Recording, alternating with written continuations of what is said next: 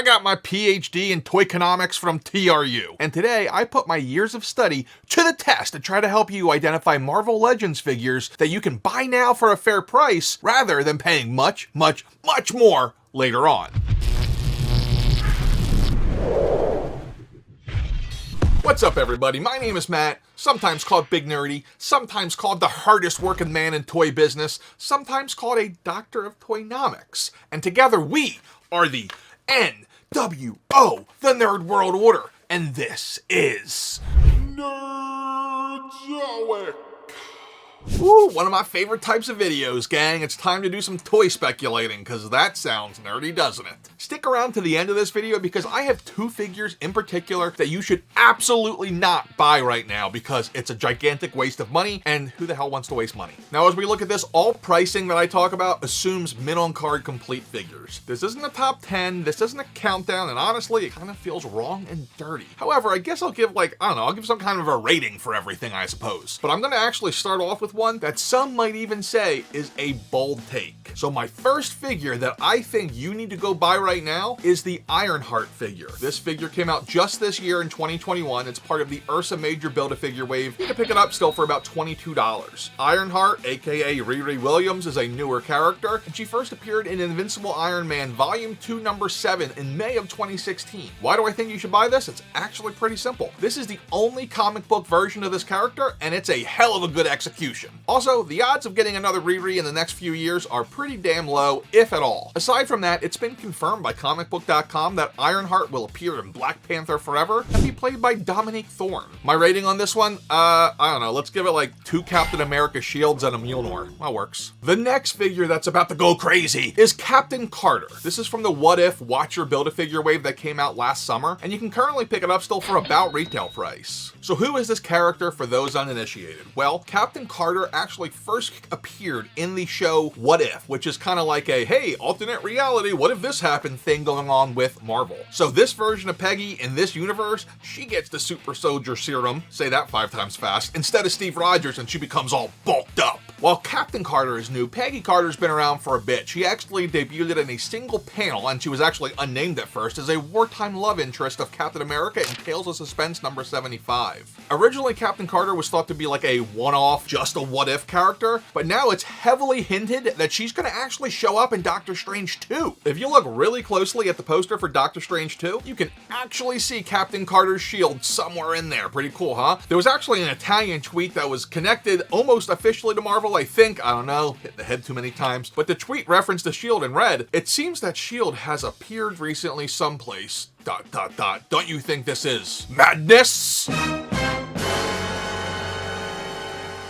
We already have 2 figure versions of this character, and that's kind of crazy considering it's only showed up in a single 45-minute episode. We have the standard version of Captain Carter, which is the one I'm saying to go buy now, and there's also the stealth suit version that was a Target exclusive. But you also might be able to find it on Nerdzoic.com. Branding.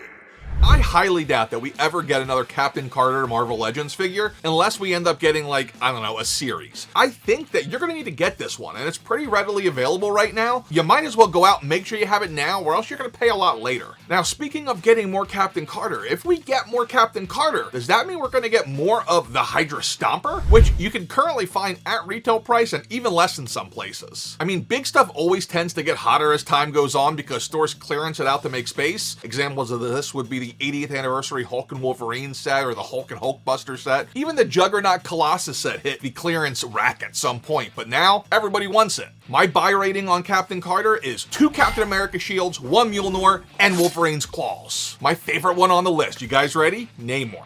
So this pick could make this video that you're watching right now like super famous in a few years. This is the new Kang, okay? You need to go buy this. This came out years ago in 2016. It was a Walgreens exclusive. It retailed for $20. Now you can get him for, wait for it, $13, folks. You need to go buy this now. This figure never even got above $23 in all of its time on the market. Like, it's crazy. And it's a really good figure of a really good character. Namor is one of the first Marvel heroes. And and villains, I guess. I think he was a villain first. I don't know. I didn't read the 1939 comics. However, he first appeared in Marvel Comics #1 in October of 1939. Decades later, he was part of a very important comic book group that you might have heard of, with Reed Richards, Black Bolt, Iron Man, and Doctor Strange and Professor Xavier. Oh, what was that called again? Oh yeah, the Illuminati. Now, we all saw the Multiverse of Madness trailer. We all saw the Patrick Stewart silhouette and voice. We all saw the chairs. Is that the Illuminati? Is Namor going to be in this movie as one of the Illuminati? Is he going to show up later as one of the Illuminati? I think it's a pretty fair bet. And while he might not show up in Multiverse of Madness, he probably is going to show up in Black Panther 2, because there's a set photo that recently leaked that confirms his introduction.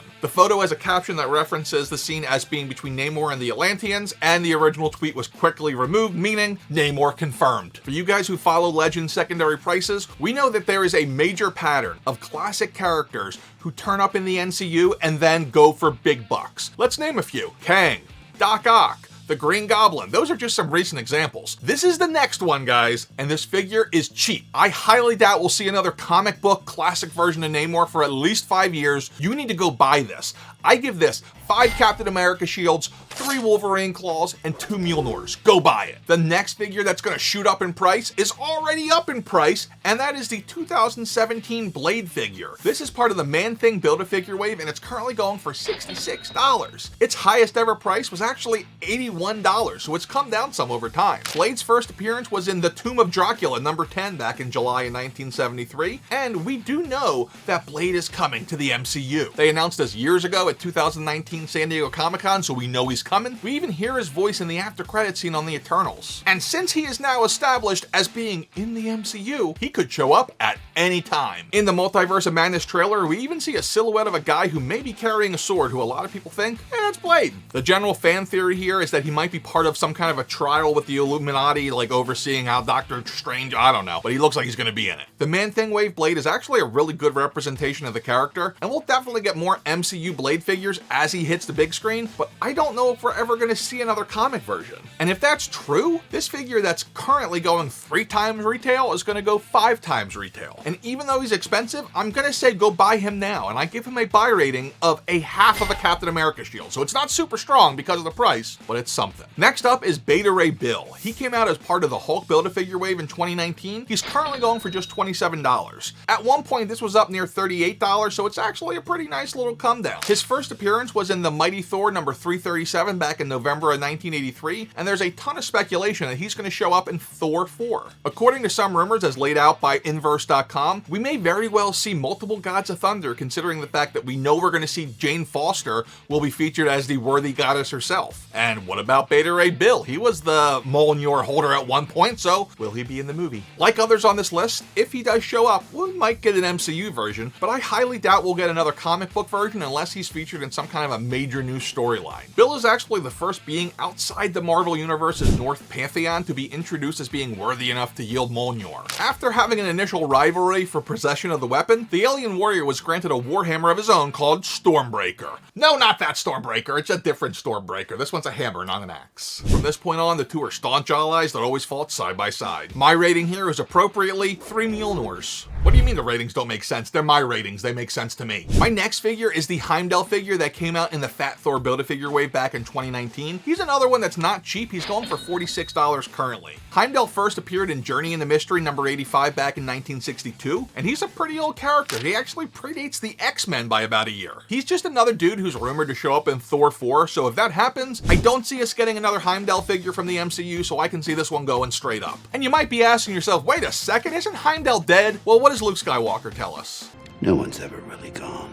And Luke is right. No one's really ever dead in comics except for Bucky Barnes. Well, until he wasn't. And if Luke's word isn't good enough for you, the actor was asked about this by Inverse.com after he was seemingly killed off in Infinity War, and he replied, I think the choice of the word seemingly is of note here. Like I said, this is already a super expensive figure, but I can easily see this going up to $75 to $100, so if you want to get him, I suggest you go buy him now. I'm going to give him 2 Captain America shields. Number 6 is Professor Xavier. Ah yes, the man who blew up the internet by having his voice in a movie trailer. The specific figure I'm talking about here is the one that came in the Professor Xavier and Magneto movie 2-pack in 2020 that was the 20th anniversary of Fox figures. It originally went for $50. You can get the 2-pack now for $32.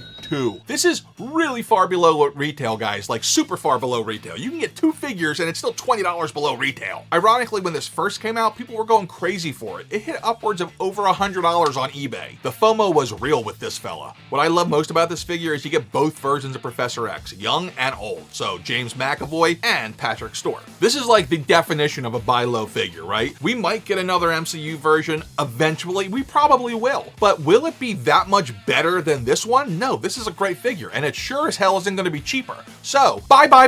My rating? 6 Captain America shields, 2 Mjolnirs, and 1 set of Wolverine claws. As promised, here are 2 figures to stay the hell away from because it's a trap. First, Daredevil, Man-Thing Build-A-Figure Wave 2017, now going for $91. Listen, Daredevil's officially in the MCU. He's rumored to get a show, maybe even bigger. Maybe he'll get a movie, who knows? Whatever it means, this is a massive overpay at its current price for an okay version of the character at best that we will soon get a better version of for retail. So don't buy this. I give this -3 Deadpool heads. And at last, do not pay up for the Ghost Rider figure from the Rhino Build-A-Figure Wave. Yes, it's rumored that he's going to show up in Doctor Strange 2, but like, who the hell isn't rumored at this point? And this figure, that's a lot of money for a standard Marvel Legends. Don't do it, because if we do get more Ghost Rider, you know we're going to get another figure of him. We got to get another one eventually, because they're going to go back and do another version of him sooner than later because of the aftermarket prices. Plus, if you want to pay up, pay for the amazing Mezco version. I mean, it's $240, but it's freaking amazing. Plus, you get his like bike. That's awesome. At $115 a piece, that Ghost Rider figure is both a stupid expensive and valuable Marvel Legend. Dare I even say that he might be in the top 10 most valuable? I don't know. He might be. You won't know though until you watch this video here. Do it. Remember, you gotta get old, but you don't have to grow up. Just be cool and stay nerdy.